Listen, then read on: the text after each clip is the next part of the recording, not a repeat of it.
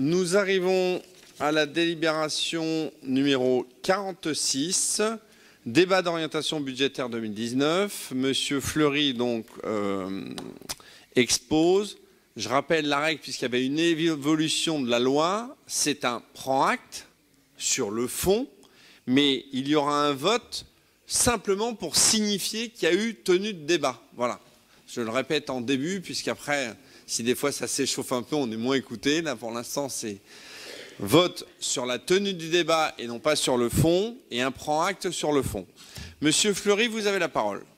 Oui, merci Monsieur le maire. Je ne vais pas lire les 26 pages du rapport d'orientation budgétaire qui est très bien fait du reste. Donc, comme vous le savez, la réduction de la dépense publique est un thème récurrent qui hante les discussions politiques nationales et locales. Pour atteindre son objectif de réduction de la dépense publique, l'État a fortement mis à contribution les collectivités locales. D'abord, François Hollande leur a demandé un effort d'économie de 10 milliards d'euros. Ensuite, Emmanuel Macron a fixé un effort supplémentaire d'économie de 13 milliards d'euros sur la période 2018-2022. Ces mesures imposées par l'État ont eu une conséquence très concrète sur les finances de la ville d'Aulnay-sous-Bois, puisque la réduction de sa dotation forfaitaire a entraîné une baisse de ses recettes de l'ordre de 25 millions d'euros, soit une année entière d'investissement. Je rappelle que dans le même temps, l'État n'arrive pas à réaliser à son échelle les économies qu'il a pourtant exigées des collectivités locales. Ainsi, le déficit public prévisionnel de la France pour 2019 s'établirait à 3,2% du produit intérieur brut et repasserait donc au-dessus des 3% exigés par l'Union européenne. D'ailleurs, la Cour des comptes met en garde l'État contre un scénario des finances publiques préoccupant et affecté de nombreuses fragilités. Alors c'est vrai que ce pavé-là est quand même important parce que les incertitudes sur le budget de l'État peuvent entraîner des incertitudes sur les budgets futurs de la ville. Par ailleurs, et dans le même temps, nous avons hérité d'une situation financière très dégradée, issue de la majorité précédente. Elle se mesure très concrètement à travers les ratios communaux.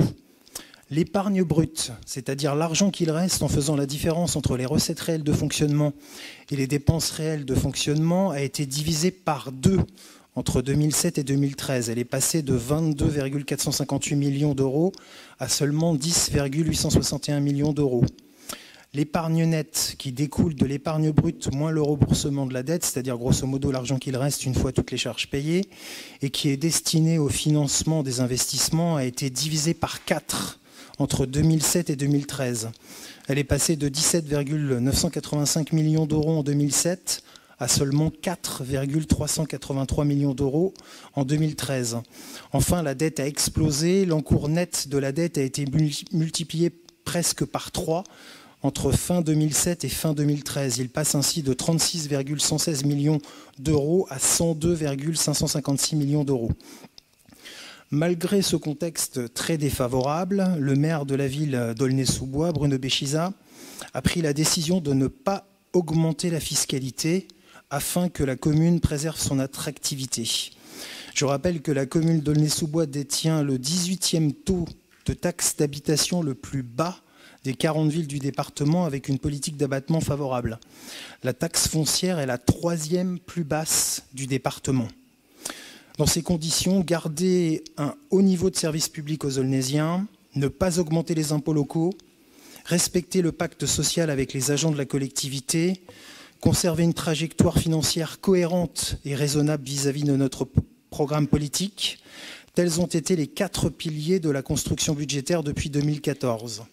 5 ans plus tard, force est de constater que les choix impulsés par Monsieur le maire ont porté leurs fruits. L'année 2018 marque en effet le rétablissement des comptes de la ville. Ainsi, l'épargne brute augmente de 3,218 millions d'euros, soit une progression de plus de 45,6%. Elle s'établit à 10,275 millions d'euros, soit son plus haut niveau depuis les 5 dernières années. Il dépasse même les niveaux connus en 2010 et 2012. L'épargne nette, négative depuis 2015, elle était de moins 2,7 millions d'euros en 2017, est désormais proche de zéro et traduit le rétablissement des finances de la ville. L'encours de la dette pendant cette mandature a progressé 2 fois moins vite que sous la majorité précédente. La progression était de 11,073 millions d'euros par an entre 2007 et 2013. Il n'est seulement que de 5,788 millions d'euros par an depuis 2013. Enfin, le ratio de désendettement, qui est le ratio entre l'encours de dette et l'épargne brute, qui se mesure en année, a connu une amélioration spectaculaire. Le délai d'extinction de la dette était de près de 18 ans en 2007. Il n'est plus que de 13 ans en 2018. Nous sommes d'ailleurs en avance sur la trajectoire du délai d'extinction de la dette fixé à un objectif de 12 ans. Enfin, concernant les investissements, si l'année 2018 a vu la concrétisation de certains programmes prioritaires de la municipalité, centre de supervision urbain, aménagement du terrain de l'ancienne usine d'amiante, équipement Averino, elle initie également l'ouverture de plusieurs chantiers emblématiques sur 2019, le stade nautique, l'aménagement de la place Abriou, l'équipement multifonctionnel de Balagny, pour ne citer qu'eux, qui conduira à un programme d'investissement en forte augmentation. L'excédent préservé en 2018 par l'amélioration substantielle des finances de la ville pourra en autofinancer une part importante. Donc je dirais, pour résumer simplement, il y a trois échelons à considérer. Le pavé national, avec une perte de 25 millions d'euros de recettes pour la ville. Une situation très dégradée que nous avons trouvée en 2014, et malgré cela, et c'est les ratios qui le montrent, la situation financière de la ville est en nette amélioration en 2018. Voilà ce que j'avais à dire en guise d'introduction, Madame la Première Adjointe. Merci, Monsieur Fleury. Y a-t-il des demandes de parole? Monsieur Chalier, Monsieur Hernandez, Monsieur Giamy, Monsieur Chaussat et Monsieur Pachou. Monsieur Chalier. Monsieur le maire, chers collègues. Alors je vais tout d'abord revenir sur le contexte. Ce débat d'orientation budgétaire se déroule donc cette année dans un contexte national bien particulier. Depuis des mois, les femmes et les hommes du mouvement des Gilets jaunes expriment leur opposition à la politique d'Emmanuel Macron, qui, dès le début du mandat, a multiplié les cadeaux en faveur des plus riches, au détriment des classes moyennes et modestes, et en particulier des retraités. De ce mouvement émergent les exigences légitimes du pouvoir d'achat, en général, de justice fiscale, d'accès à la santé, à l'éducation, à l'emploi, au logement et au respect de l'environnement. La loi de programmation de finances publiques 2018-2022 vise un effort de réduction de la dépense publique de 50 milliards, soit 13 milliards en moins pour les collectivités locales sur 5 ans. Non, c'est toi.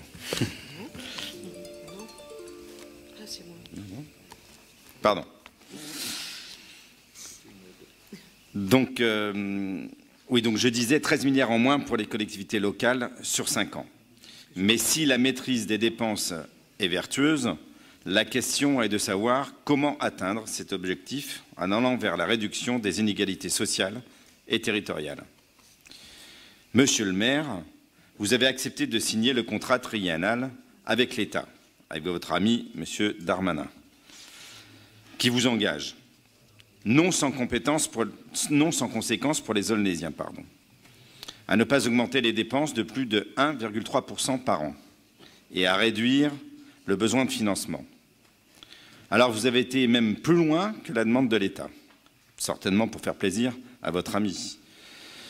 Aulnay pouvant bénéficier d'une augmentation en fait de 1,5% comparé au 1,3% que vous allez imposer. C'est un engagement risqué puisque vous le signalez dans votre DOB. Comment avoir une relation de confiance avec l'État sans connaître le devenir de la taxe d'habitation, sans rien connaître sur la réforme générale de la fiscalité locale et en ignorant tout du devenir des territoires et de la métropole du Grand Paris? On a évoqué ce sujet lors du dernier conseil territorial de Paris-Terre d'Envol. Quel sera donc le prix à payer pour les Aulnésiens pour ce diktat de l'État pour qu'il soit respecté quoi qu'il arrive? Alors le bilan sur l'exercice budgétaire 2018, sur la situation communale. Vous revenez en détail sur la situation de 2013, mettant un coup de projecteur sur la situation financière à votre arrivée, comme depuis 5 ans. Vous indiquez une épargne brute de 10,8 millions en 2013, alors qu'elle s'élevait à 22,4 millions en 2007, soit, vous dites, une baisse de 52%. Mais soyons très précis. À notre arrivée, en 2008, le budget était établi par l'ancienne municipalité, l'ancien maire, M. Gaudron, et M. Chaussat, son adjoint aux finances. Nous n'avons rien changé, puisque nous étions sous le coup d'un recours qui bloquait toute action pendant 1 an. Or, ce soir, le tableau, page 11, montre qu'en réalité, en 2018, l'épargne brute avait chuté considérablement. Elle n'était plus de 22,4 millions, mais de 12,9 millions, soit une chute de 42% en 1 an. Donc, nous avons donc démarré notre mandat avec un budget très contraint. Nous avons terminé malgré tout avec près de 11 millions. Même constat pour l'épargne nette. 18 millions en 2007, mais une chute de 10 millions en 2008, malgré des efforts d'investissement de 30 à 35 millions par an, nécessitant des emprunts. Nous avons terminé avec une épargne positive de 4,38 millions d'euros, alors que vous avez connu 3 années consécutives négatives, moins 2,6 en 2017, pour des investissements fortement réduits, avec une moyenne, comme vous le décrivez, d'à peu près 22 millions d'euros par an. Rappelons que nous avons emprunté pour faire face à notre obligation de respecter le programme de rénovation urbaine signé par M. Gaudron, 10 millions par an pendant 4 ans, soit la moitié des investissements annuels, faire disparaître l'usine d'amiante et rattraper le retard des bâtiments publics, soit 20 millions par an de récurrents sur les bâtiments. Vous rappelez une fois de plus l'effet ciseau prononcé, issu de notre mandature. Il était déjà là en 2007, par M. Chaussat, avec des recettes en baisse et des dépenses difficiles à maîtriser, une charge excessive de 557 nouveaux postes créés entre 2001 et 2008 qui plombaient déjà le budget. Le bilan de 2018. Par rapport à 2017, les recettes de fonctionnement ont légèrement progressé et les charges de fonctionnement à périmètre constant baissent de 3 millions, soit à peu près 2%. Après une mauvaise année 2017, marquée par la stagnation des recettes et une hausse importante des charges, vous finissez l'exercice 2018 avec un excédent qui va vous permettre une épargne brute de 10,2 millions d'euros, proche de celle de 2013, et de stopper la dégringolade de l'épargne nette de ces 3 dernières années pour frôler le zéro fin 2018. Sur le programme d'investissement, comme l'an passé, vous voilà en pleine contradiction en affirmant dans votre document qu'il faut réaliser des rénovations trop longtemps différées. C'est encore une attaque en règle, comme on vous l'avait dit déjà l'an dernier, sur les politiques de bons pères de famille des équipes de M. Abriou et Gaudron, qui, par des investissements insuffisants, ont provoqué un retard de travaux. Mais comme eux, vous avez limité les investissements en 2018 à 24 millions d'euros. La dette, vous bénéficiez, fort heureusement, de taux d'intérêt extrêmement favorables, et on peut s'en réjouir, ce que nous n'avons pas connu. Depuis 2014, la dette ne cesse d'augmenter pour atteindre, aujourd'hui, 139,4 millions d'euros fin 2018. Les prévisions budgétaires pour 2019. Vous prévoyez une hausse des recettes suite à une pause de la contribution des collectivités au redressement du déficit public, à une reprise du marché immobilier amenant des droits de mutation importants. Vu la multitude de conjectures, on peut dire que le bétonnage va payer. Au niveau des charges, vous visez une baisse de la masse salariale, 172 postes en moins depuis 2014, soit environ 34 postes par an. Il faut reconnaître que vous êtes dans la droite ligne des objectifs du gouvernement Macron, avec l'objectif affiché de 120 000 fonctionnaires en moins. Je ne vous ferai pas l'affront de rappeler le projet de votre famille politique en 2017 et les chiffres du candidat Fillon. Et tout ça pour quel service public? Les subventions aux associations sont maintenues cette année. Serait-ce un cadeau à 1 an du fin de mandat? Ce maintien est cependant indispensable vu les baisses de 18,5% 1,8 million depuis 2015. Au sujet de l'éducation, après 5 ans d'immobilisme, on se réjouit de la rénovation lourde des écoles Savigny, comme ça a été évoqué tout à l'heure par M. Ramadier, et les Perrières, suite à l'apport conséquent de subventions de l'État. La récupération de l'annexe Barrault rendue par le département est également une aubaine qui vous permettra de créer un nouveau groupe scolaire indispensable au regard de la poussée des effectifs scolaires due aux nombreux immeubles construits depuis votre arrivée. La sécurité, la ville se voit dotée d'une police municipale conséquente, payée en totalité par les Aulnésiens, et bientôt 300 caméras. C'est la double peine pour nos concitoyens. Par l'impôt sur le revenu, ils contribuent à la police nationale et par les taxes locales à la police municipale. Les moyens de la police nationale payés par l'ensemble des contribuables ont-ils augmenté dans les mêmes proportions? Où en est ce projet de commissariat demandé depuis 2013 par l'ancien maire? Les dépenses d'équipement pour 2019. Vous prévoyez un montant record de 40 millions d'euros, mais financé pour moitié par l'emprunt, 19 millions. Par 5 millions de ventes des bijoux de famille et 5 millions de subventions. S'il faut se réjouir de l'ampleur subite des investissements, on note tout de même que la fuite en avant des emprunts s'accélère. Le centre nautique, à lui seul, coûte près de 7 millions pour 2019 et 10,8 millions en 2020 en investissement, pour un équipement qui reviendra à plus de 78 millions d'euros au bout de 25 ans, avec un versement municipal de 3 millions par an, investissement et remboursement. L'aménagement de la place à Brioude coûtera 5,5 millions en 2019, alors que les opérations récurrentes d'entretien du patrimoine chutent à 8,6 millions d'euros et 8 millions les 3 années suivantes. C'est très insuffisant. Vous le rappeliez d'ailleurs dans votre DOM sur le fait que pour le maintien du patrimoine, il aurait fallu engager des investissements plus importants. C'est très insuffisant pour garder un niveau correct des bâtiments publics. Votre choix s'est donc porté sur 2 réalisations prestigieuses mais coûteuses au détriment du bon nombre de bâtiments publics.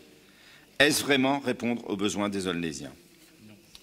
Les perspectives pour 2019-2021, elles sont extrêmement optimistes. Mais comme vous le dites vous-même, c'est à prendre avec prudence, compte tenu notamment des incertitudes concernant la taxe d'habitation. On voit mal comment la ville pourra réduire ainsi fortement le délai d'extinction de la dette au regard des nouveaux emprunts programmés jusqu'en 2021. En conclusion, au bout de 5 ans d'exercice budgétaire, vous continuez à rejeter la responsabilité d'une situation contrainte sur la majorité précédente. Mais cela ne trompe plus personne. La réalité, c'est que vous êtes confrontés aux mêmes difficultés que nous. Un budget plombé par des dépenses incompressibles ou difficiles à maîtriser, alors que les recettes évoluent peu.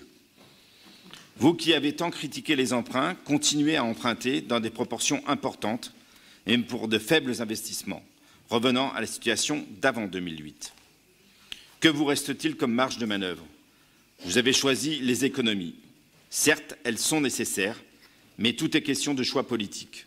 Aujourd'hui, les Aulnésiens, et notamment les plus fragiles, en paient le prix fort, avec des services publics moins importants et plus chers.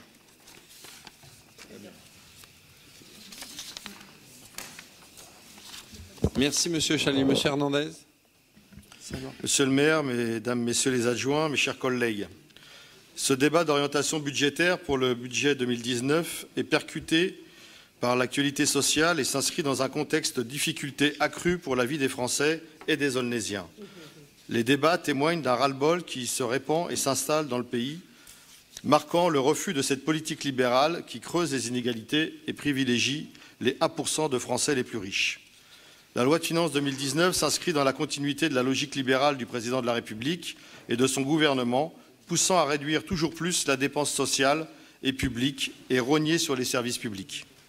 Ce n'est pas les annonces sociales tout azimut d'Emmanuel Macron pour répondre aux Gilets jaunes et la loi portant mesures d'urgence économique et sociale, approuvée avec le soutien de la majorité La République En Marche, le MoDem et l'UDI Agir, Les socialistes préférant s'abstenir, seuls les élus du PCF et de la France Insoumise ont voté contre. Ces mesures d'urgence du gouvernement, censées répondre à la crise des Gilets jaunes, répondent à la règle des 3 E, embrouille, entourloupe et emberlificotage, comme l'a déclaré Pierre Dharréville, député PCF. Ce n'est pas 4 mesures et un grand débat qui apaiseront la colère. La fin de l'année et la poursuite des mobilisations le démontrent. Ainsi, la loi de finances 2019 sont programmées plus de 4000 suppressions de postes dans les ministères de l'Éducation nationale, de la transition écologique et solidaire, celui de l'action des comptes publics. Les crédits sont en baisse, notamment pour le ministère de la Cohésion des Territoires et le ministère de l'Emploi, au moment où le nombre de demandeurs d'emploi progresse encore à près de 6 millions, toutes catégories confondues. La suppression des emplois ou les menaces de licenciement ne sont pas arrêtées. Il suffit de prendre exemple sur les grandes annonces, Novendi, Carrefour, Kimberly-Clark, Sanofi, ne sont là que quelques exemples d'entreprises concernées par ces plans de licenciement, alors qu'elles réalisent des profits et ont bénéficié du crédit d'impôt CICE. La construction du budget devra s'effectuer dans un environnement qui appelle à la solidarité, de création et de défense de l'emploi, d'investissement utile. On le sait, depuis votre arrivée aux affaires, Monsieur le maire, ceci n'est pas votre priorité, j'y reviendrai. Or, la situation qui est faite aux collectivités dans ce budget de l'État nous met une nouvelle fois dans une situation de plus en plus contrainte. Sur ce point, nous partageons le même constat. Mais cela risque de devenir intenable et les annonces d'une nouvelle réduction envisagée de la dépense publique, faite devant la représentation nationale par le Premier ministre, doivent nous inquiéter pour l'avenir. Sur ce point, nous connaissons votre accord avec La République En Marche. Sur le fond, la droite et La République En Marche sont d'accord. Les divergences sont sur la vitesse et les moyens d'y parvenir. Le discours gouvernemental veut faire croire qu'il y aurait une stabilité des dotations de l'État pour les collectivités. C'est faux, puisque l'inflation n'est pas intégrée dans la future dotation, qui reconduit celle de l'année précédente, alors que nous constatons et que nous sommes confrontés à une inflation des dépenses. Ainsi, par exemple, le poste des fluides connaîtra certainement une augmentation très importante, notamment à cause de l'évolution du prix des matières premières et en particulier de l'énergie. C'est aussi la conséquence, il faut le dire, de la libéralisation du marché de l'énergie. Cela impacte fortement les budgets des collectivités et même si des efforts réguliers sont faits pour travailler à des économies d'énergie, là aussi, on pourrait évoquer le budget d'investissement de la ville, trop faible depuis des années, et pour cette préoccupation, on ne peut trouver sa traduction dans ce que vous nous avez présenté. 24 millions d'euros programmés en 2018, on est loin du compte. 3 700 000 pour la rénovation des bâtiments municipaux, c'est insuffisant au regard du patrimoine aulnésien. Et surtout, comment parler de stabilité, donc, pour y revenir, de dotations, alors que nous continuons à subir dans nos budgets les conséquences de leur diminution massive depuis 2014, comme l'a dit M. Chalier, instaurée lors du précédent quinquennat, du temps où M. Macron était d'ailleurs ministre de l'économie. Il suffit de comparer l'évolution du montant de notre dotation de fonctionnement. Cette année, comme l'an passé, vous devrez construire un budget avec une dotation amputée et des conséquences négatives évidentes sur le fonctionnement des services de la ville. Le service public de notre ville doit aux Aulnésiens, mais aussi sur le service public que notre ville doit aux Aulnésiens, mais aussi sur notre capacité d'investissement pour répondre aux besoins, comme je l'ai déjà évoqué. La stabilité des dotations n'est donc qu'un trompe-l'œil. Nous n'acceptons pas que l'on justifie l'asphyxie de nos budgets par le redressement des comptes publics. C'est un leurre grossier, puisque dans le même temps, l'État se prive de recettes en multipliant les exonérations de cotisations et de dégrèvements pour les entreprises, et multiplie les cadeaux fiscaux aux riches. Le CICE en est l'illustration scandaleuse. En 2019, ce sont 40 milliards qui seront offerts aux entreprises, sans contrepartie en termes d'emploi et d'investissement au titre du CICE. Depuis 2013, c'est près de 100 milliards d'euros qui ont été ainsi versés, avec seulement 100 000 à 200 000 emplois préservés selon l'évaluation de France Stratégie. Un coût faramineux, englouti pour une large part dans de grosses entreprises multinationales qui ont multiplié dans la même période les plans de licenciement et les dividendes. C'est aussi 4,5 milliards restitués aux plus riches contribuables avec la suppression de l'ISF, dont 254 000 euros pour chacun des 5 000 plus riches contribuables. Je dis ça, ce n'est pas simplement de la politique nationale, c'est que ça a un vrai impact sur les collectivités. De l'argent, il y en a donc. Encore faut-il qu'il soit orienté pour satisfaire les besoins du plus grand nombre. Parlons également de la contractualisation forcée à laquelle nous sommes désormais soumis et qui contraint le choix de fonctionnement et d'investissement. Vous avez fait le choix, Monsieur le maire, de faire le bon élève et en allant au-delà de ce que demandait l'État et en portant à 1,3% la contrainte sur l'évolution des dépenses réelles de fonctionnement. Mais cette contrainte des 1,3% est déjà rendue obsolète par des prévisions d'inflation largement supérieures. Cette contractualisation que vous avez acceptée, même voire était au-delà, constitue une forme de remise en cause de la libre administration des collectivités. C'est la raison pour laquelle les élus communistes ont refusé cette proposition. Et nous ne sommes pas rassurés pour l'avenir, car c'est bien dans une remise en cause des principes de la décentralisation que le président de la République voudrait s'orienter. Cela a été un temps fort des débats du dernier congrès des maires de France. Monsieur le maire, chers collègues, si la diminution des 13 milliards d'euros que veut imposer le gouvernement aux collectivités est mise en œuvre, comment sera-t-il possible encore demain de conserver des moyens financiers pour construire un budget? Vous continuez à construire chaque année un budget qui aggrave ce phénomène en reportant sur les concitoyens le coût des services et en dernière instance, ce sont eux qui paieront le prix des services dégradés d'un investissement local rabougri accompagnant un désengagement continu de l'État. Bien gérer l'argent public, maîtriser, rationaliser les dépenses, faire des économies de gestion, c'est normal. Nous nous y étions aussi attachés durant la mandature précédente. Mais le budget après budget, les diminutions que vous opérez nécessitent d'évaluer les conséquences sur le service rendu. Au cœur de notre service public local, il y a notamment des personnels municipaux dont on ne peut, à l'infini, réduire les moyens sans que cela ait des conséquences sur le service rendu et sur leurs conditions de travail. Comme vous l'avez fait dans la page 6, que l'orientation municipale est de garder un haut niveau de service public devient une formule incantatoire. Et cela à un moment où une grande partie de la population a besoin de solidarité, des collectivités locales et des services publics forts à leur côté.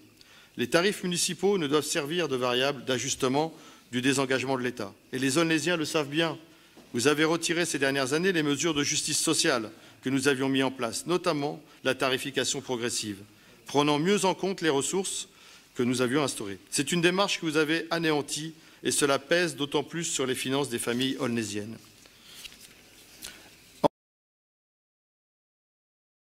Proximité dans la mise en œuvre des politiques publiques et une implication citoyenne dans les choix d'une plus forte et réelle écoute avec des élus qui s'expriment avec force aujourd'hui dans le pays.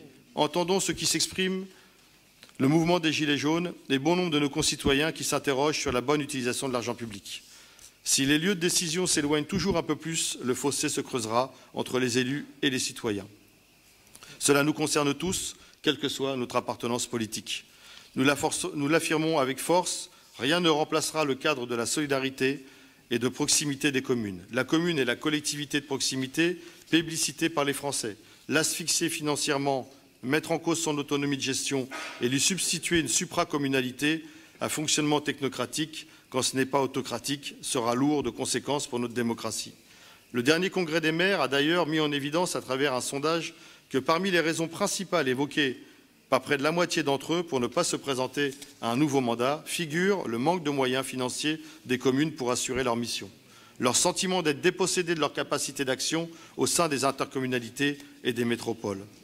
Nous sommes résolument d'accord avec la campagne décidée par le 101e congrès de l'Association des maires de France sur le thème « Ma commune, j'y tiens ». Afin de combattre le discours stigmatisant et les procès injustes dont sont de plus en plus souvent victimes les communes et leurs élus. Les maires ont souffert de la campagne #BalanceTonMaire, initiée par la Macronie, qui a suivi les propos scandaleux du ministre de l'Action et des Comptes publics, Gérald Darmanin. Nous pensons qu'il faut développer la démocratie participative, lui donner un autre rôle que celui d'aujourd'hui. Bien évidemment, cela suppose aussi de situer les responsabilités de ce gouvernement qui nous entravent dans notre action. J'en finis. Nous sommes pour des politiques de solidarité en direction de nos concitoyens les plus fragilisés, une politique de soutien aux associations qui animent nos quartiers et une politique forte envers la jeunesse et la petite enfance sur l'ensemble des temps de l'enfant. Le document que vous nous proposez et certainement les choix que vous ferez pour la construction du budget ne vont pas dans cette direction. Pour conclure, vous avez engagé la privatisation du service public tout en demandant aux Aulnésiens de payer plus pour les services qui restent encore existants. La construction du futur centre nautique et sa gestion par des opérateurs privés n'est pas non plus de nature à nous rassurer. vous allez endetter gravement les années à venir. La baisse de la masse salariale que vous annoncez se traduit, comme chaque année, inéluctablement en baisse d'effectifs. Vous poursuivez la recette qui consiste à diminuer lentement mais sûrement les subventions et participations, même si cette année vous annoncez un maintien. Dans quel but? M. Chalier l'a évoqué. Tout cela se traduit par une baisse du service public rendu au service des Aulnésiens. Concernant l'investissement, nous considérons qu'il n'est pas à la hauteur de nos enjeux. Vos choix ne peuvent nous satisfaire, ni satisfaire les Aulnésiens, et ils se retrouveront concrètement dans la présentation du budget en avril prochain. Je vous remercie. Merci. Monsieur Jamy. Merci, Monsieur le maire. Alors, nous sommes amenés ce soir à nous prononcer sur le débat d'orientation budgétaire pour l'année 2019 et à donner notre avis sur cet exercice annuel qui précède le vote du budget qui aura lieu dans 2 mois. Je tiens à cette occasion à remercier les services de la ville pour le travail qu'ils ont effectué. C'est un débat qui doit venir éclairer les élus et les Aulnésiens sur les choix budgétaires à venir qui vont à la fois guider la préparation du budget de cette année mais aussi des prochains. Tout d'abord, sur la situation financière de la ville, celle-ci a été dégradée depuis votre arrivée en 2014. L'épargne de la ville a fondu et la dette a explosé. Vous nous informez que la dette était de 36 millions d'euros en 2007 et qu'elle est passée à 101 millions d'euros en 2013 pour arriver à 134 millions d'euros en 2018. Qui plus est, votre prévision est une dette de 154 millions d'euros en 2022, donc au mieux, nous n'aurons que 20 millions d'euros de dette d'ici 3 ans, soit encore presque 20% d'augmentation. Alors, en lisant votre plaidoirie, j'ai bien compris que cette situation est due à la gauche, au gouvernement actuel, au président, voire même à la suppression de la taxe d'habitation qui va apporter de la justice fiscale pour tous les Aulnésiens. En tout état de cause, elle n'est pas de votre faute. De surcroît, vous vous félicitez d'avoir fait mieux que la précédente majorité en ayant ralenti l'augmentation de la dette. Mais en réalité, vous faites pire. La gauche a augmenté la dette de 60 millions d'euros, mais à partir d'un montant faible. Vous comptez l'augmenter d'un montant presque équivalent, à savoir 50 millions d'euros, mais à partir d'un niveau déjà très élevé. Ainsi, et c'est mathématique, il est bien plus grave d'augmenter la dette à partir d'un niveau déjà élevé qu'à partir d'un niveau relativement faible. Alors, vous nous direz que la dette a débuté sous l'ancienne mandature. Vous avez raison. Mais à l'époque, la ville investissait 40 millions d'euros par an, contre une moyenne de seulement 22 millions d'euros par an ces 5 dernières années. Ce que nous noterons ici, c'est que vous prévoyez une dette pour 2022 de 1 878 euros par habitant, ce qui est très au-dessus de la moyenne des villes françaises qui est d'environ 1 000 euros par habitant. À Aulnay, la dette a explosé et elle n'est désormais plus soutenable. À présent, sur les résultats financiers de la ville, vous affirmez avoir réalisé de très bons résultats financiers en 2018. C'est une contre-vérité. Et je vais vous dire pourquoi.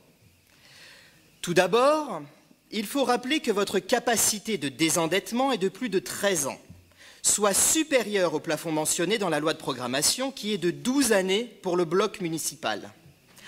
Quant au ratio de bonne gestion, on considère généralement que le ratio est mauvais quand il est au-dessus de 10 ans pour une ville de notre taille. Alors, là aussi, vous nous dites que la précédente majorité est responsable de ce ratio. Mais à un certain moment, il va falloir avouer aux Aulnésiens que cette situation est de votre fait, surtout après 5 années au pouvoir. Autre point, vous vous félicitez de l'épargne nette de la ville qui se rapproche de 0 et qui ne serait donc plus négative. Pour rappel, l'épargne nette, c'est l'épargne brute, c'est-à-dire les recettes de fonctionnement moins les dépenses de fonctionnement, auxquelles on va retirer les remboursements de capital. De 2007 à 2014, l'épargne nette était positive. Elle était d'ailleurs de presque 18 millions d'euros en 2007. À cette époque, la ville avait une épargne suffisamment importante pour assurer seule ses remboursements de capital. Or, Depuis votre arrivée, ce n'est plus le cas. L'épargne nette est devenue négative entre 2015 et 2017.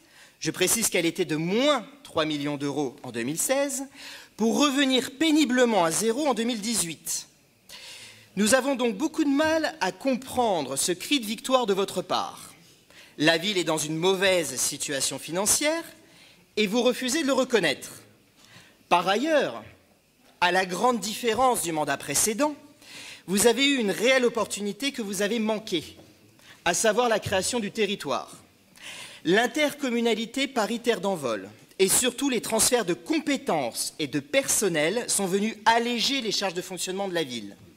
Je rappelle qu'une intercommunalité est censée, si l'on mutualise les moyens, générer des économies d'échelle. Or, aucune économie n'a été réalisée. Les dépenses augmentent, la dette augmente et l'épargne s'effondre. La ville arrive tout juste à rembourser le capital de la dette par ses propres capacités. Et qu'est-ce qu'elle décide de faire? De continuer à augmenter la dette. Vous faites donc peser un risque très important pour la ville. Pourquoi? Tout d'abord, si l'on parle des intérêts, ces derniers augmenteront non seulement mécaniquement avec l'augmentation de la dette que vous prévoyez, mais au même moment, les intérêts de notre stock de dette actuel vont augmenter en raison du changement de politique de la Banque centrale européenne. Ce sera donc la double peine pour la ville. D'ailleurs, et je suis pour le moins très inquiet, je tiens à informer les Aulnésiens que presque 40% de la dette de la ville a été souscrite grâce à des emprunts à taux variables. C'est extrêmement dangereux, surtout quand une remontée des taux apparaît inévitable. En effet, les taux variables sont bas, ils ne peuvent que monter à l'avenir. Tous les experts vous le diront, monsieur le maire. Il ne faut pas prendre de risques et gérer en bon père de famille, comme vous le dites si bien. C'est l'argent public, c'est l'argent des Aulnésiens. Ensuite, parlons des remboursements de capital. La ville parvient aujourd'hui à peine à les couvrir par son épargne. Mais ils augmenteront nécessairement avec la hausse de la dette que vous voulez appliquer. Par conséquent, la ville sera de nouveau incapable d'assurer le remboursement de sa dette avec ses propres capacités. Alors, vous pensez que tout ira bien dans le meilleur des mondes et que notre épargne continuera à augmenter comme par magie pour atteindre les 15 millions d'euros. Mais c'est faire preuve d'un manque total de prudence, car, simple question, et si la conjoncture venait à se renverser? Et si l'épargne brute venait à baisser, même légèrement? On se retrouverait avec moins de capacité de remboursement et pourtant plus d'intérêts et plus de capital à rembourser. Aulnay devrait alors emprunter encore plus que prévu et ce serait le début d'une spirale négative. L'effet boule de neige peut aller très vite et vous le savez. Un seul exemple. Si l'épargne brute repasse à 7 millions d'euros comme en 2017 et que la dette atteint, comme vous le souhaitez, plus de 150 millions d'euros, la capacité de désendettement de la ville sera supérieure à 20 ans. La ville serait alors dans une situation de quasi-insolvabilité. Vous voyez bien que notre ville est vulnérable et que la moindre volatilité peut l'affecter. Dans un tel contexte, prévoir encore et toujours une hausse de la dette est d'une imprudence totale. Cet exercice de débat d'orientation budgétaire est censé être un exercice de transparence et de stratégie. Or, il n'en est rien. Votre document de 25 pages n'identifie ni les priorités, ni les objectifs. On ne distingue pas de programme pluriannuel d'investissement. Où est la stratégie? Où sont les orientations? Où sont les chiffres par politique publique? Par ailleurs, vous dites maintenir un haut niveau de service aux habitants de notre ville. Non, monsieur Béchiza. L'augmentation de cette dette ne se fait pas au service des Aulnésiens. Alors que notre ville est l'une des villes de France où l'écart de revenus entre les habitants est l'un des plus élevés, je ne vois pas d'éléments sur les politiques sociales. À titre d'exemple, je ne vois pas une ligne sur le CCAS et l'action sociale. Je ne distingue pas dans ces 25 pages de politique sur la gestion du personnel de la ville. Quant aux subventions aux associations, c'est extrêmement flou. Une enveloppe doit certes être maintenu, mais nous n'en connaissons ni les priorités ni les objectifs. Enfin, je ne vois aucun élément quant à la stratégie intercommunale qui impacte nécessairement les finances de notre ville. Par conséquent, compte tenu de ces éléments et de la situation financière très dégradée pour notre ville, le groupe Rassemblement pour Aulnay s'attend à un budget 2019 difficile à équilibrer. Je ne peux que vous alerter sur ces décisions dangereuses et inquiétantes qui laisseront en 2020 une ville endettée, épuisée et exsangue. Je vous remercie. Merci, Madame Haroun. À Monsieur Jacques Chaussat, vous avez la parole. Merci, Monsieur le maire. Monsieur le maire, mes chers collègues, je voudrais tout d'abord adresser un grand merci aux services financiers et à la direction générale de nous avoir si bien accompagnés dans l'élaboration de ce rapport de qualité. Ce document est à la fois complet et précis. Il s'inscrit complètement dans les volontés du législateur, singulièrement en termes de communication sur les réalisations et les perspectives financières. Il y a de la stratégie, Monsieur le Jamy, mais j'aurai l'occasion, j'espère, un jour d'en discuter plus longuement avec vous. Ce n'est pas ce soir que je pourrai échanger sur des choses que je vais qualifier de bizarres, singulièrement dans le domaine financier. J'ai écrit dans une récente tribune que le macronisme, tel qu'appliqué par le gouvernement, avait conduit à un véritable désastre social. Je veux redire ici, ce soir, que le ségurisme, administré à forte dose dans un Aulnay en bonne santé, nous a envoyés dans le mur, notamment au plan des finances. Or, ces dernières, comme vous le savez, conditionnent les décisions en termes de services et d'équipements en direction des habitants. En revanche, je suis heureux d'observer et de souligner aujourd'hui, contrairement à ce que M. Jamy vient d'indiquer, mais je pense qu'on a des problèmes de lecture financière vraiment, que nous sommes entrés dans une sorte de convalescence financière. Grâce à l'action conjuguée de l'ensemble de notre majorité, de tous les services de la ville, éclairés, si j'ose dire, par une administration des finances particulièrement professionnelle. Cependant, ne nous réjouissons pas trop vite. Tout n'est pas rose, loin de là. C'est évidemment une façon de parler. D'aucuns me diront heureusement, mais cela relève d'une autre lecture, quelles que soient les couleurs, Monsieur le maire.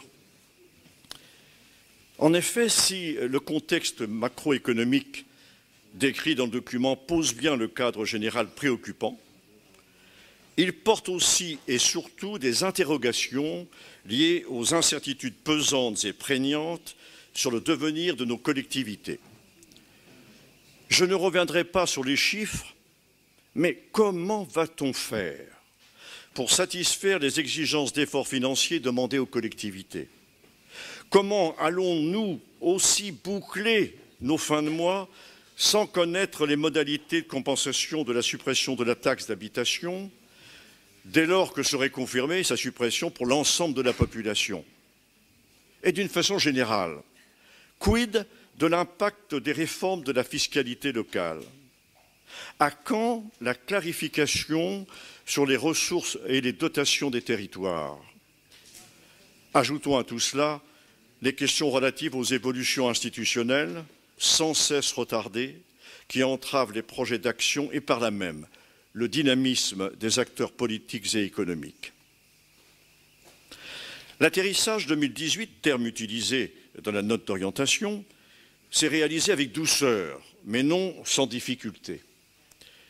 Il marque véritablement, incontestablement, M. Jamy, vous devriez relire ça mieux, un redressement significatif de la situation budgétaire liée à une conduite déterminée et de qualité des différents responsables. 5 points doivent être, à mon avis, maîtrisés et axés sur des économies structurelles, participent fortement à la réduction des charges de fonctionnement de l'ordre de 3 millions. Ces dernières se situent à un niveau inférieur à celui inscrit au budget 2009. Relevons que ces efforts collectifs ont permis non seulement un maintien des prestations, contrairement à ce qui a été dit, mais aussi des offres supplémentaires de services aux Aulnésiennes et aux Aulnésiens. Deuxième point, la conséquence de cette décélération, en quelque sorte, des dépenses de fonctionnement. L'épargne brute croît de 46% à 10 275 000. Oui, 46%.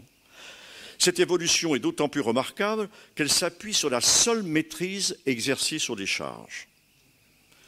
Troisième remarque, l'épargne nette, on en a beaucoup parlé, moi je veux dire très faiblement négative, en effet proche de zéro, à 13 000 €, marque aussi cette amélioration des comptes.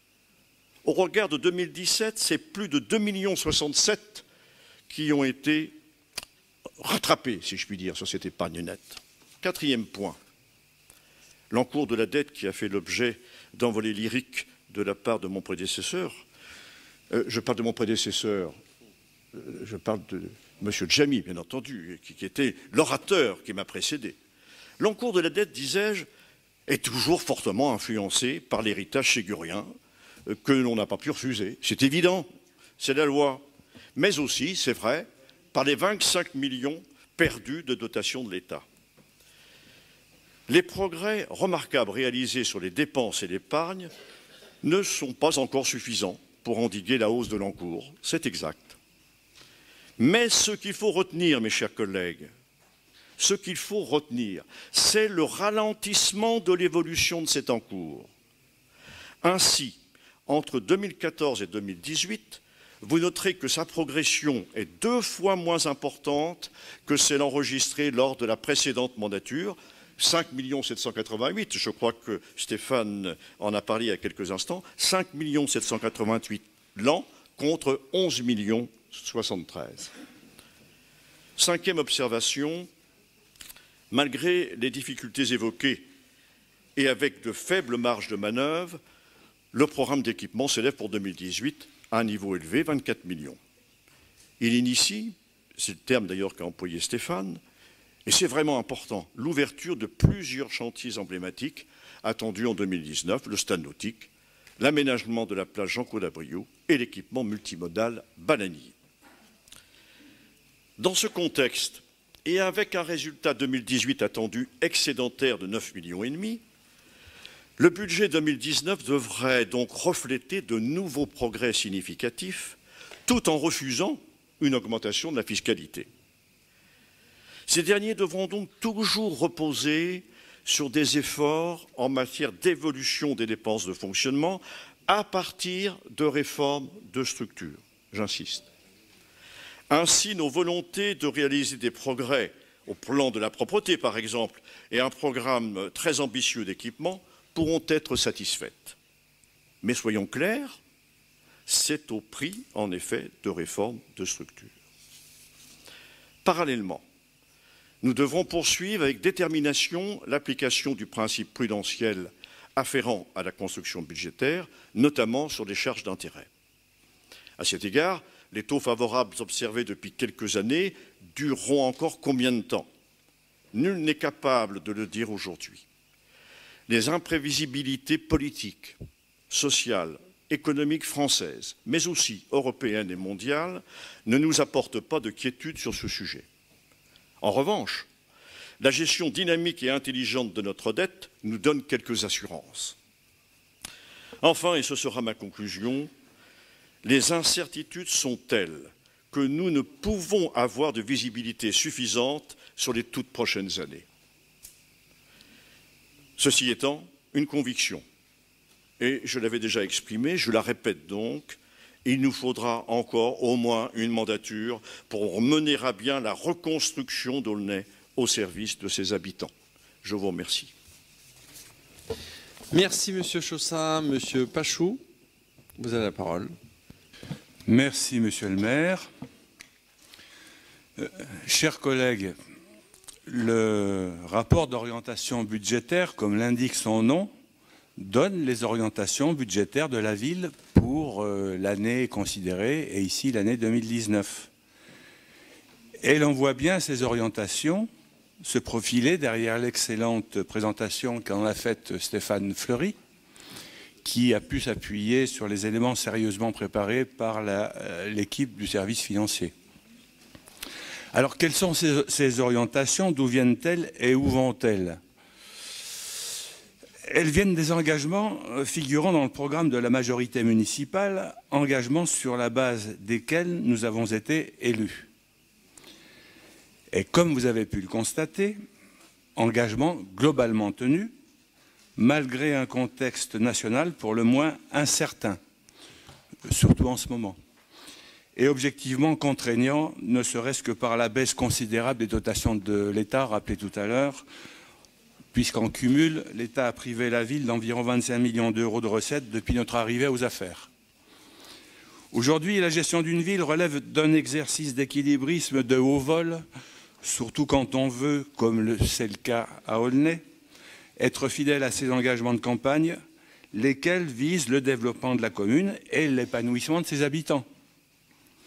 Rappelons quelques jalons de notre parcours depuis 2014, et je veux m'attacher là à des faits visibles par tous, des faits qui illustrent, qui justifient la construction budgétaire. Sur le plan financier, fidèle à nos engagements,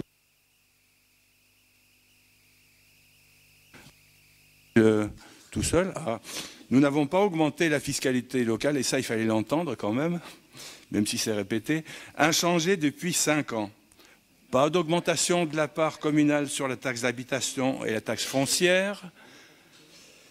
Et nous continuerons en ce sens, car, comme le disait un débatteur précédent, c'est de l'argent des Aulésiens qu'il s'agit. Grâce à une bonne maîtrise des charges de fonctionnement, moins de 8 millions, je crois, depuis 2013, nous devrions pouvoir dégager, si j'ai bien compris les documents, environ 9 millions d'excédents en 2018 qui pourraient être affectés aux investissements pour 2019. En matière d'espace public et d'urbanisme, souvenons-nous que la révision du PLU a préservé et élargi la zone pavillonnaire, que nous avons endigué l'afflux excessif de nouveaux immeubles. Le maire, d'ailleurs, après d'âpres négociations avec l'État, a pu en réduire notablement le programme. Avec le service de l'urbanisme et de son élu, Denis Kainsley, qui me rappelait récemment sa vigilance sur les marchands de sommeil et les divisions intempestives de propriété, Bruno Béchiza reste très attentif au projet et demande de permis de construire, car, comme nous tous, je l'espère, il tient à garantir aux Aulésiens des constructions de qualité, représentant pour eux une alternative intéressante dans le cadre de ce qu'on appelle le parcours résidentiel.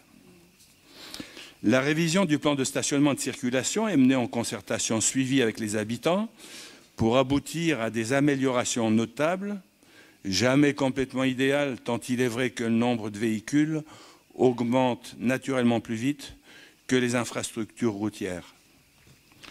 Le cadre de vie, comme vous l'aurez compris depuis le début de notre mandat, nous accordons beaucoup d'importance au cadre de vie. C'est un élément essentiel pour le bien-être des Aulésiens. Et c'est aussi beaucoup d'importance accordée aux besoins de la population en matière d'équipement et d'aménagement.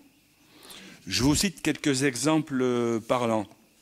L'aménagement d'un parking et d'un plateau sportif près de l'école du Bourg, la réfection de la piste d'athlétisme du Moulin Neuf, le dédoublement des voies sur le pont de la Croix-Blanche, la création de l'espace Averino, rue Louise Michel, dans les anciens locaux des Acédiques, pour le plus grand bonheur des associations. Plus de 70 places supplémentaires en crèche. Le ravalement du nouveau Cap en 2016, qui, entre parenthèses, offre un programme de qualité souvent complémentaire de Jacques Prévert.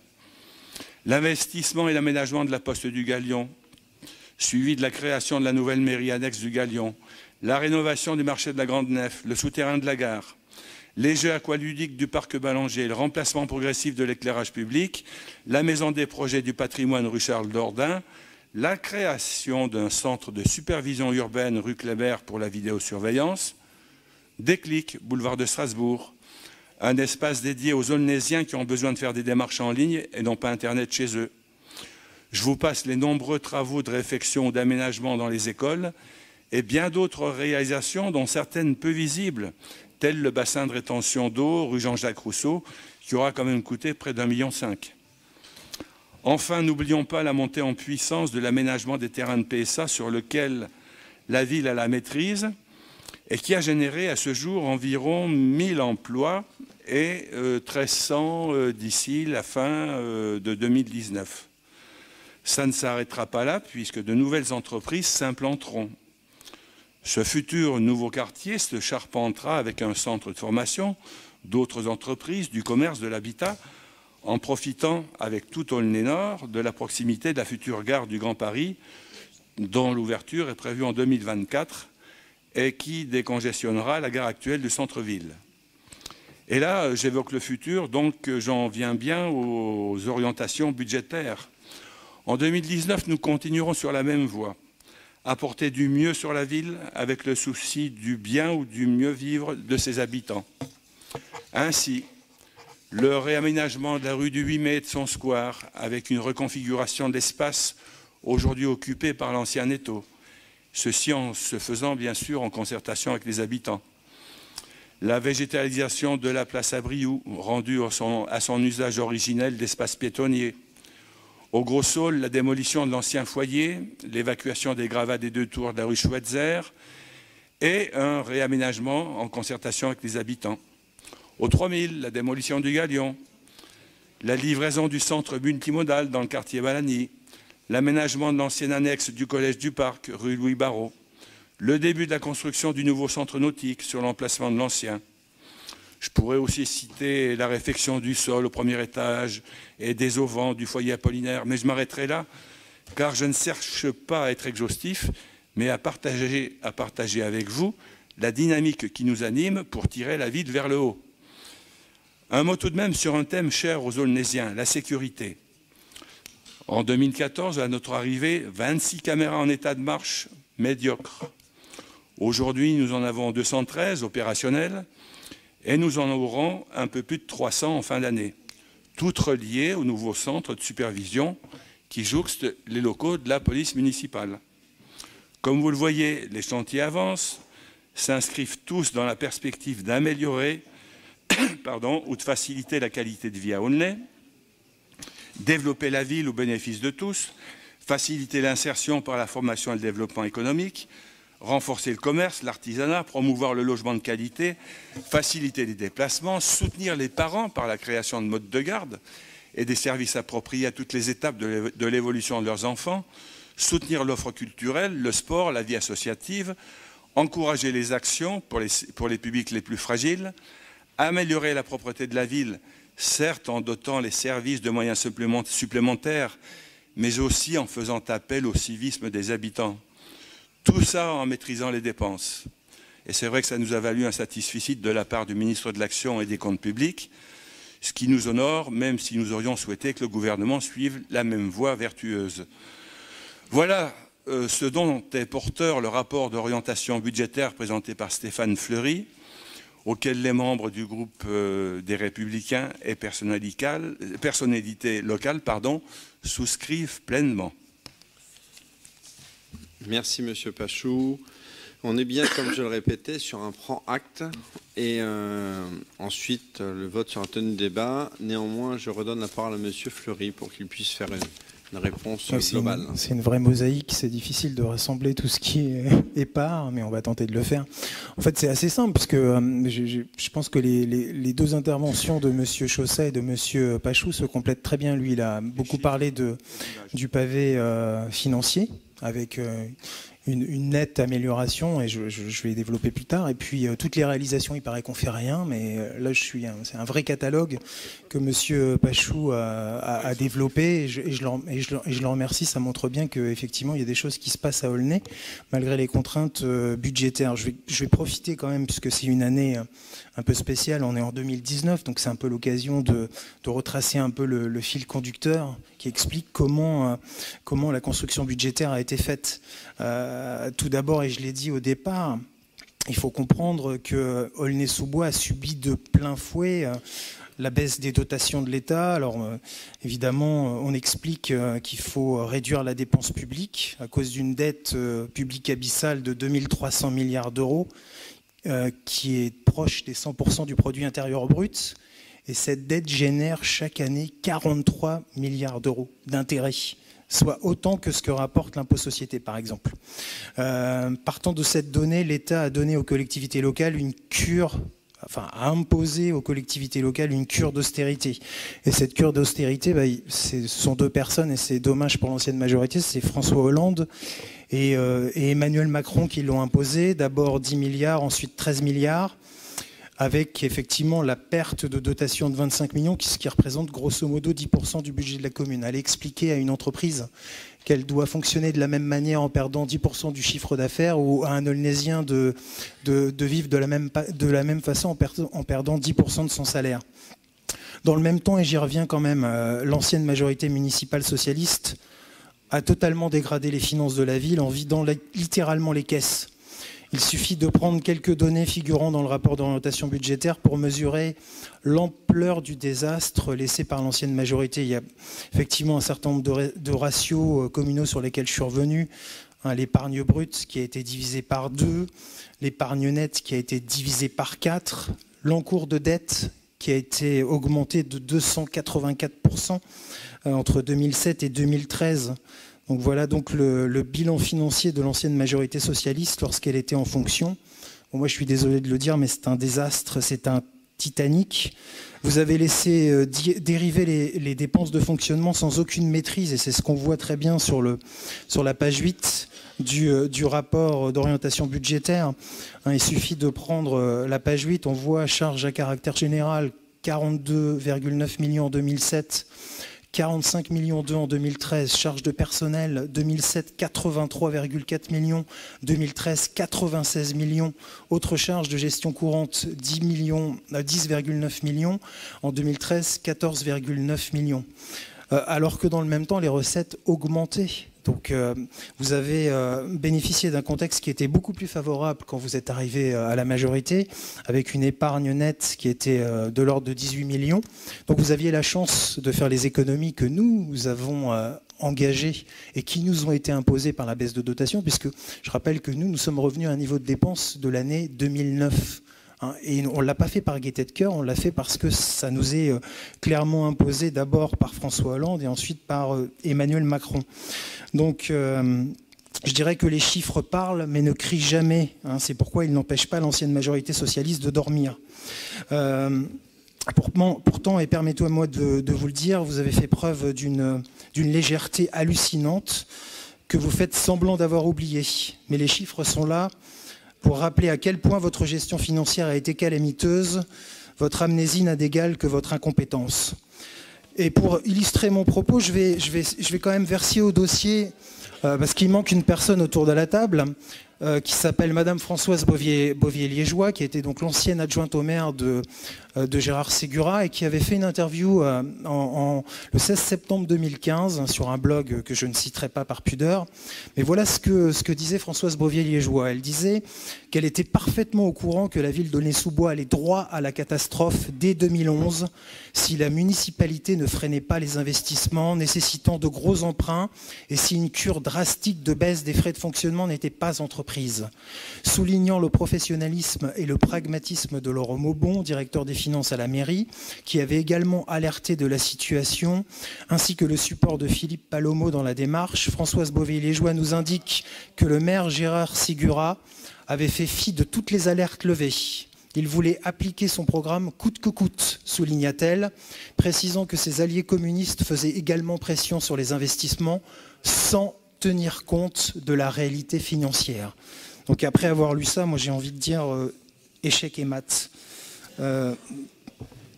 Ensuite, je vais m'attarder quelques instants sur ce qu'a dit monsieur Benjamin Giamy. Moi j'ai écouté tout le monde dans le silence. Donc c'est sympa de faire des attaques, mais c'est bien aussi d'entendre la défense. Donc monsieur Benjamin Giamy, moi alors j'aime bien les grandes leçons qu'il nous donne maintenant. Voilà un homme que quand il était dans l'ancienne majorité pendant 3 ans, je n'ai pas vu une seule fois en commission budgétaire, et qui maintenant... Je vous demande simplement, la parole a été écoutée de tout le monde. Donc simplement qu'on laisse l'élu finir, il a la même liberté de parole que vous avez eue, et il n'y a pas eu de remarque. Donc je vous demanderai simplement d'avoir le même respect qu'on a eues, même quand il y avait des choses déplaisantes qui étaient faites sur la majorité. Simplement. Donc je reprends Monsieur Giamy, donc, que je n'ai pas vu pendant 3 ans en commission budgétaire quand il était dans la majorité et qui quand même votait le budget sans broncher et qui maintenant qu'il est passé en marche, un marcheur d'ailleurs de la 25e heure, qui nous tire à boulet rouge avec une certaine arrogance. Donc je dirais que c'est pas Monsieur Benjamin Giamy, mais c'est plutôt Monsieur Benjamin Girouette. Et si on devait planter une éolienne à Aulnay-sous-Bois, il faudrait la mettre à côté de Benjamin Giamy parce que elle tournerait tout le temps vu qu'il se met toujours dans le sens du vent. Maintenant, revenons sur le fond. Je rappelle que monsieur... Un peu de respect, Monsieur Floris, s'il vous plaît. Madame Bezaouia, jusqu'à présent, est-ce que vous êtes maire? Non. Donc soit vous me demandez la parole, soit effectivement vous écoutez, ensuite vous me demandez la parole pour me dire que ça ne vous convient pas. Madame Bezaouia, vous n'êtes pas, vous êtes dans une assemblée, essayez de respecter les règles que vous avez votées en début. Laissez l'élu parler. Si des personnes se sentent attaquées, elles ont un règlement intérieur pour cela. Donc Madame Bezaouia, ne vous faites pas le défenseur de la veuve et de l'orphelin. Restez à votre place, merci. Merci. Merci. Madame Bezaouia, je le respecte, en début de conseil municipal, vous avez voté un règlement intérieur. Soit vous respectez ce que vous avez voté, soit vous ne le respectez pas. On a voté des règles, tenez. Est-ce qu'une fois je vous ai refusé la parole? Donc simplement, vous laissez l'élu s'exprimer et à l'issue, qu'il y ait des... Vous laissez l'élu s'exprimer et ensuite, effectivement, s'il y a des remarques, elles seront faites sur la forme, en particulier en faisant dans ce cas-là des rappels au règlement en fonction des articles qui sont dedans. Vous me citez l'article ensuite. Merci. Donc, Monsieur Fleury, vous avez la parole. Oui, merci, Monsieur le maire. Donc je poursuis, et on l'a déjà évoqué, c'est quand même un élément important. Le ministre de l'Action et des Comptes publics, Gérald Darmanin, est venu en personne à Aulnay-sous-Bois. Il a salué la bonne gestion financière conduite par Monsieur le maire, qui est traduite dans ce rapport d'orientation budgétaire. Et on a même appris à cette occasion que sur les 322 communes concernées par la contractualisation avec l'État, Aulnay-sous-Bois était la 26e ville financièrement la plus vertueuse. Donc 26e sur 322, je pense que c'est un classement assez honorable, surtout quand il vient des services de l'État, suite à la visite de M. Darmanin. Ensuite, après, sur les leçons d'économie, moi je suggère que M. Giamy donne des leçons d'économie à l'État pour qu'il montre l'exemple.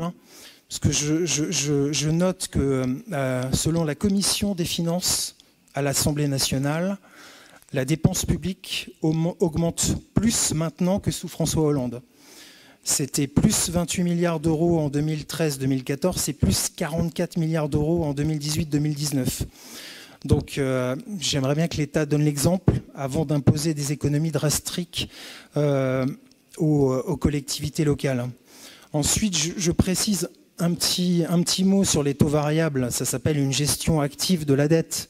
Il y a 52% des emprunts qui sont au taux fixe, et il y a 38% qui sont en variable. Mais les variables, il ne faut pas les confondre avec des emprunts structurés. Ce sont des taux capés et ça nous permet de générer moins d'intérêts financiers. D'ailleurs, il suffit de voir les chiffres. Nous avons payé 2,6 millions d'intérêts en 2018, c'est-à-dire moins qu'en 2013. C'était 2,7 millions d'euros. L'encours de dette a progressé 2 fois moins vite, alors que l'État nous a privés de 25 millions d'euros. Et ce chiffre-là est intéressant parce que si vous faites le différentiel de progression de l'encours de dette entre 2014 et 2018, eh bien vous retrouvez grosso modo ces 25 millions. Donc si l'État ne nous avait pas enlevé 25 millions, on aurait pu faire tout ce qu'on a fait, qui a été listé brillamment par M. Pachou, sans emprunter. La voilà la réalité. En conclusion, et donc je rappelle quand même que le profil de la dette est donc très très sain, puisque nous avons même sécurisé pendant ce mandat les 2 derniers emprunts structurés qu'il restait, et bon, qui dataient de 2007, mais ils ont été sécurisés. Donc en conclusion, je dirais que notre construction budgétaire s'est appuyée sur 4 piliers depuis 2014 et qui n'ont pas changé. Il n'y a pas eu de, voilà, il n'y a pas eu de variation. On a calculé une trajectoire et on a essayé de s'adapter pour concilier le programme politique et la réalité financière. Donc garder un haut niveau de service public aux Aulnésiens, ne pas augmenter les impôts locaux, respecter le pacte social avec les agents de la collectivité, conserver une trajectoire financière cohérente et raisonnable vis-à-vis de notre programme politique. Financièrement parlant, nous avons veillé à conserver un équilibre et une cohérence entre le programme politique et les contraintes budgétaires. Et en cette année 2019, je ne peux que constater la validité des choix impulsés par Monsieur le maire depuis 2014. La ville poursuit son développement, les impôts n'ont pas été augmentés, le délai d'extinction de la dette a diminué, il est passé de 18 ans à 13 ans. Donc, avec vigilance et persévérance, nous avons fourni collectivement, administration et élus, les efforts nécessaires pour absorber la perte de dotation de l'État de 25 millions d'euros et maintenir une trajectoire budgétaire saine. Donc ce soir, je ne peux que me féliciter de cette convergence entre l'administration dans sa totalité, les élus, qui ont à la fois maintenu le programme politique en gardant une cohérence financière qui se traduit par une amélioration très notable des ratios en 2018. Donc, comme le dit souvent Monsieur le maire, nous avons géré en bon père de famille. Voilà, Monsieur le maire, ce que j'ai à dire. Merci. Le prend acte est fait. Ah oui, Monsieur Hernandez. Oui, mais attendez, je ne vous voyais pas. Attendez, ne soyez pas agressif comme ça. Il est 10h30, 22h30, on a le temps. Vous levez la main, je vous donne la parole. Attendez, Monsieur le maire. Monsieur le maire, j'ai levé la main tout à l'heure. Merci, oui, je ne vous voyais pas. Je vous ai dit moi-même, ça je fait ne 10 vous ai minutes pas que vu. j'ai levé la main, Voilà. je suis désolé. Vous avez la parole, Monsieur Hernandez. Je ne suis pas agressif du tout, Monsieur le maire, contrairement vous avez à la d'autres. parole. Je ne suis pas du tout agressif, au contraire, bien au contraire. Moi, ce que je souhaiterais, c'est qu'il y ait un peu de respect dans cette assemblée, parce que, honnêtement, je pense que, voilà, je vais le dire, je pense qu'il y a des gens qui ont eu des mots ce soir qui à la limite, pourraient être attaqués en justice, et s'il devait y avoir, je me porterais solidaire, parce qu'à un moment donné, même quand on n'a pas les mêmes idées, le minimum, c'est de se respecter. Et puis, vous savez, Monsieur le maire, il y a beaucoup de gens dont la facilité de parler ne vient que de l'impuissance de se taire. C'est pas moi, c'est Cyrano. Alors, voilà, je voulais simplement quand même revenir un petit peu sur ce qui avait été dit, au moins sur une chose, sur ce qu'a dit Monsieur Fleury, sur les alliés communistes qui font pression sur les investissements.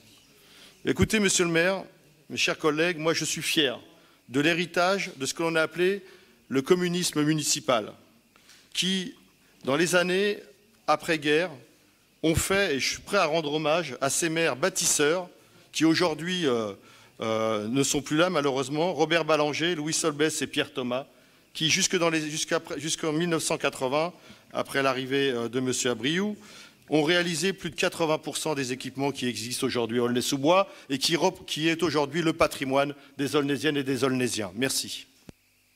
Merci, Monsieur Hernandez. Et c'est pour ça que la ville se fait aussi un devoir d'entretenir leur mémoire, vous le savez.